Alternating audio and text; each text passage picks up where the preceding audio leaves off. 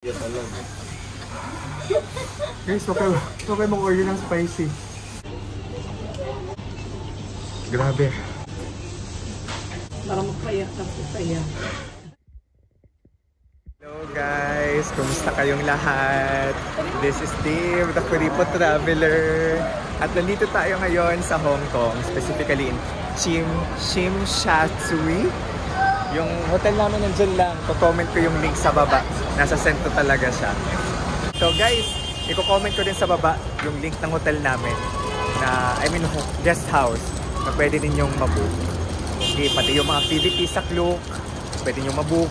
Yung promo code ko na pwede nyo magamit sa Klook, Dave Gino, para maka-discount kayo. So ngayon, papunta tayong Jollibee. Doon tayo kakain. Let's check it out. The Jollibee in Hong Kong. Let's go! Jollibee here in Tsim Sha Tsui area. Let's go! Amoy Pilipinas guys. Amoy Pilipinas.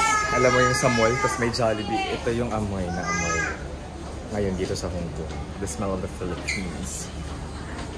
Mami? Ayan yung menu nila. There's something new. Yung chicken bites, and then unicorn chicken rice bowl. And then yung mga stuff dito, I think mga Pinay or Filipino. Kasi nagtatagalog, I can hear Tagalog. Okay, first observation, yung takeout nila, hindi parang naka-box yung takeout, kundi nakaganito sa usual na price. Yung parang paper. And then here's the rice. And then may milk tea pala sila guys, share ko lang. Pero yung akin ay, wala na pala silang milk tea, pero may available yung sa menu na milk tea. Pinalitan ng hot choco. And then yung Coke. Then yun, chicken. So yung chicken meal guys, ay siya talaga set. So bawal yung a la carte. So mayroon tayong drink, rice, pwede naman din fries, and then chicken. Sabi ni Kuya, mas dry ang spaghetti dito. Sabi ni Ate, yung spicy dito, spicy talaga. Let's now try the famous Chicken Joy.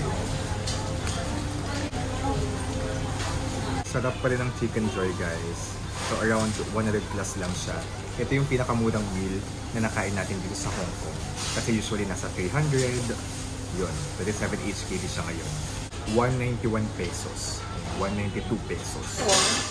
Ito, yung individual meal natin, ma. Pero okay na, yun ang pinakamura natin nakain. And masarap pa rin for me yung Chicken Joy. Pero siyempre iba pa rin yung Pinas, pero masarap pa rin. Yan alam eh. Guys, huwag kayo mag-order ng spicy. Super ang hang ng spicy Chicken Joy. Grabe.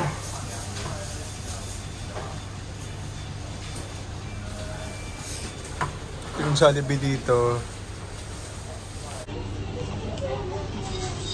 ganito ka ang spicy Chicken Joy dito sa Hong Kong. Grabe. Ang hang.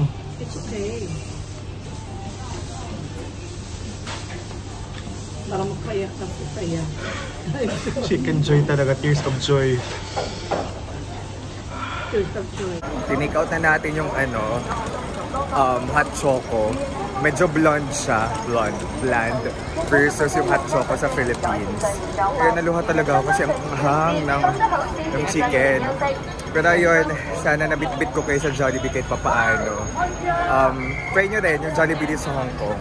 Nagtatagalog yung mga staff, mga Pinoy yung mga customer. Although may mga din, Chinese and other nationalities like India.